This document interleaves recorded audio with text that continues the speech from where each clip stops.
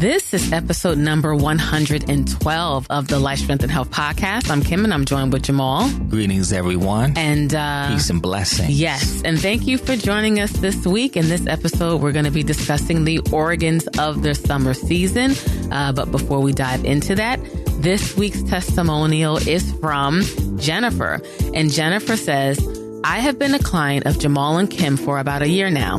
They have developed a comprehensive plan for me to follow to meet my particular goals, along with providing resources for me to gain further understanding. Additionally, they are there to help with any questions you may have along your journey. I would highly recommend reaching out for a consultation so you can receive personalized treatment. Thank you, Jennifer, for your kind words, and we wish you much health success. This week's organic food for thought is on acupressure. Acupressure is an ancient healing art using the fingers to gradually press key points which stimulate the body's natural self-curative abilities. Acupressure was developed over 5,000 years ago. Using the power and sensitivity of the hand, acupressure therapy is effective in the release of stress-related ailments and is ideal for self-treatment and preventative health care for boosting the immune system. Acupressure releases tension, increases circulation, reduces pain, and develops spirituality and vibrant health. You can use acupressure, like I said, for relieving pain, balancing the body energy, and maintaining good health. Acupressure's healing touch reduces muscular tension, increases circulation, and enables deep relaxation. By relieving stress, acupressure therapy strengthens resistance to disease and promotes wellness.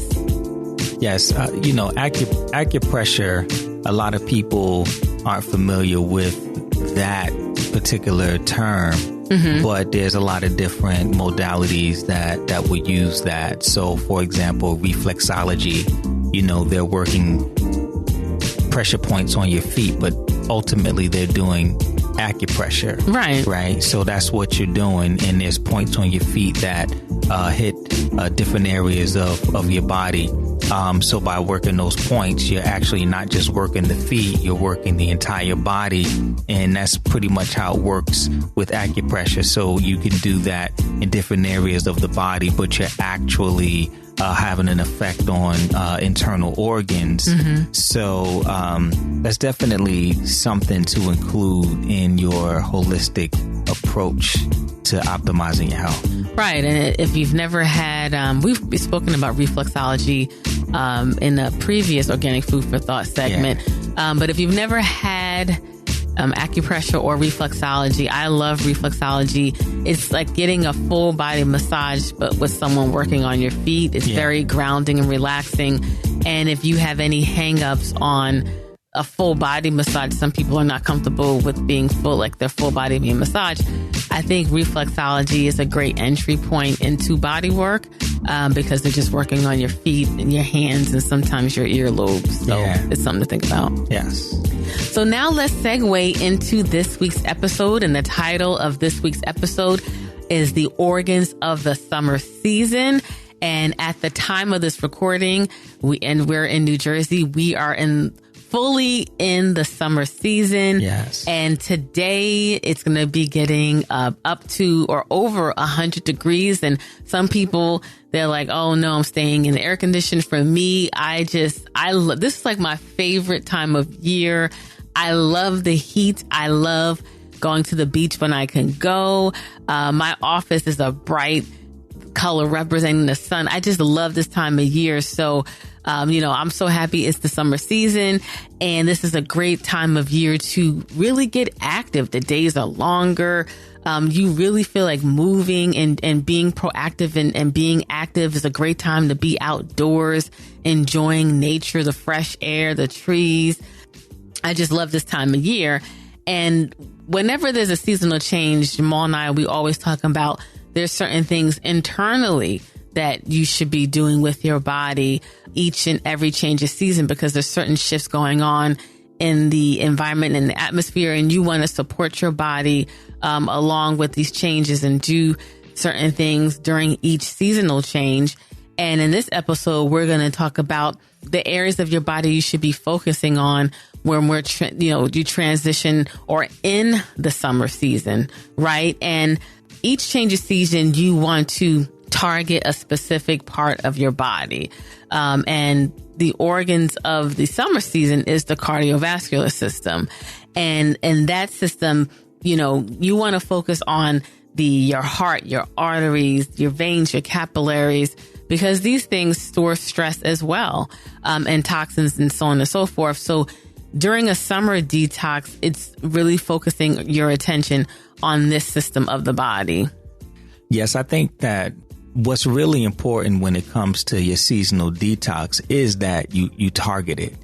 It's good to do cleanses every change of season. And a lot of times people will just pretty much do a full body detox and they don't target it. Mm-hmm. But as you grow on your health journey, you start to fine tune things. So this is fine tuning things to be able to manipulate your herbs, manipulate your food, manipulate your lifestyle in a way that allows it to target very specific areas of your body. So this time of year to focus on your cardiovascular system could be one of the best things you could do for your health, because when it comes to heart disease, that's the number one disease or health challenge that we have in this country, as well as leading in many other countries throughout the world, mm-hmm. right? From high blood pressure to high cholesterol to so many other different cardiovascular system related health challenges. And so the question is, like, how often do you take a moment to just lock in and focus all of your attention on improving the health of those particular areas, right? We could say that that's the most important system of your body, because it has a huge responsibility of making sure that blood is traveling to and from different areas of your body. And we know blood carries so many different things that our body needs. Right. So, we'll consume things that put stress on our cardiovascular system. But most people never just take that moment to say, you know what?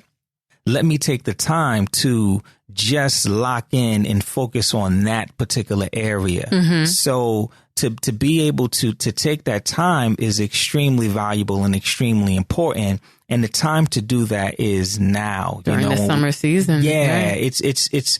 It's connected to the fire element, right? That heat, right? And when we think about heat, we think about things opening up and pathways opening up Expansion. And things, being able to flow properly, right? Mm-hmm. So we want to take that extra time to make sure that we're giving vitality to our cardiovascular system. So we want to do things to prevent these cardiovascular system challenges that people run into problems with. And this is the opportunity to do that. So when we think about detoxifying our cardiovascular system, we want to look at it from a holistic perspective. Mm-hmm. We want to look at it from a food perspective. So you want to eat things that are going to nourish your cardiovascular system and things that are going to help to improve circulation as well. And most importantly, you want to eliminate those things that negatively affect it as well. We want to eliminate the things that's going to negatively affect them. So all of the things that you know to be bad, you definitely want to eliminate those things from your body, especially those bad oils, right? We talk about that quite often. You want to eliminate those bad oils and just the things that are going to clog your system. Right. And I'll list, we did a 3-part series. Was it 3 parts? Yeah. On fats. And I'll put that in the show notes page for this episode. Right. So we want to eliminate those things. We want to eat foods that are going to help with those things. And then also we want to add in herbs, herbs and supplements that are going to help to nourish our system. It's so many, so many different herbs and things like that are out there. For example, cayenne. Cayenne is really good for circulation, increasing circulation. So we want to do things that are going to have a positive impact from an herbal perspective. Right. Another thing is exercise, right? Yeah. We want to also make sure that we're doing cardiovascular exercise, as they call it, cardio. We want to make sure that we're doing things that are going to help to give your cardiovascular system some exercise. So that's really important that we incorporate that into it. And then the last thing that's really important, if we're looking at this from a holistic perspective, is also the emotional component. Right. So when we think about your cardiovascular system, when we think about your heart, that's associated with two main emotions. It's associated with sadness and it's associated with joy. So a lot of times when we experience a lot of sadness, that's the place that we house it, right? We house it there. There's even a term of people dying from a broken heart. Right. And that's a very real thing for It a is. person to be so depressed and so down that they actually transition because of that, right? They can't find anything else. They just know that this person's spirits are down. And maybe they'll find a scientific connection to that. But right now, that is what we see. And you always hear that saying, like emotions are the seedlings for disease and illness. Yes. It starts with that. Yeah. Absolutely. And stress, right? Like stress. So the emotional stress, when people have very stressful lives and a lot going on, a lot of times that will drive up their blood pressure. Right. We get some clients that come in. You know, we had a client yesterday that he was on 3 different blood pressure medications and he was having a very difficult time controlling the blood pressure. Yeah, that's scary. Yeah, 3.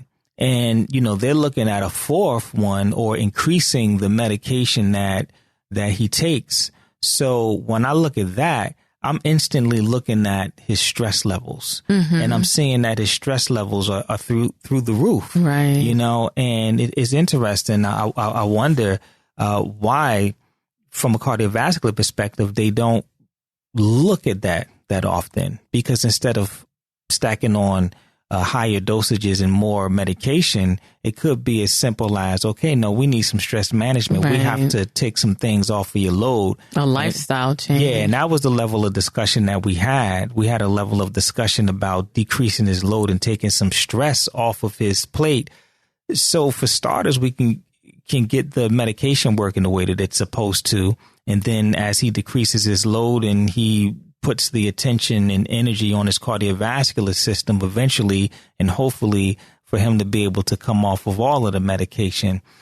So there's a huge emotional piece that controls our cardiovascular system. So the other side of that emotional stress and sadness is joy, right? So during this time while you're working on your cardiovascular system, you want to make sure that you're doing things to bring joy into your life. Like every single day, you want to try to do at least one thing that's going to bring some type of joy in your life. Maybe while you're working on, your cardiovascular system, you take a mini trip or, you just plan some things that's going to bring you joy because, laughter and fun and things that bring joy is very healing. Right. And the crazy thing, well, I wouldn't say crazy. A lot of times people who are overstressed, when you ask them to find that one thing or do something that brings you joy, they have a difficult time doing that or knowing what that is because they've shut that part of them off for so long. But that, have being a kid at heart, we hear these sayings like, it's necessary. Like you cannot stay in serious grind mode. You have to counterbalance that with things that bring you joy. And that goes down to or leads to self-care, which is so important. Right. I agree. So these are things that are really important when it comes to putting together a really powerful program for yourself. So one of the things that we named when it came to, something herbal, food wise, we said like cayenne, right? So cayenne is good to use. You can use it as an herb. You can use it as a food. Spice. Or a spice. Things like hawthorn berries, for example. Those are other good.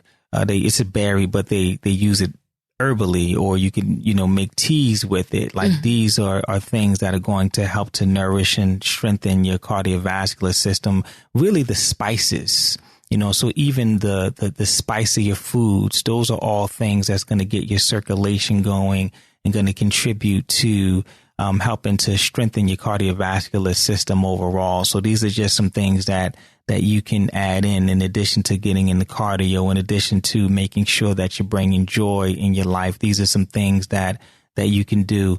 The red fruits, right? And red vegetables, all of those things, those colors, those color foods are very indicative of the things that they're going to help. So those are things that you can incorporate into your program as well. Right. Yeah. So, before we go, just to kind of recap of all the things that you want to work on detoxing and targeting your cardiovascular system, we mentioned that nutrition is the foundation of everything. So incorporating those foods, those power foods that are going to, boost and support your cardiovascular system, eliminating those things that are a detriment or that are damaging. And we mentioned one example is like vegetable oils and things of that nature. So you definitely want to focus on the food. Let me also add one thing too.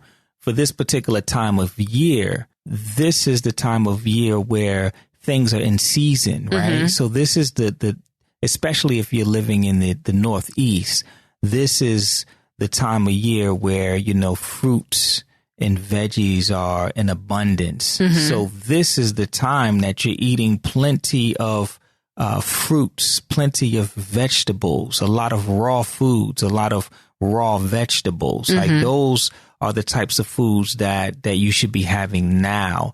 I see a lot of people eating like that when they're doing their winter cleanses, when those things aren't available. So you're eating foods that are not in season, right?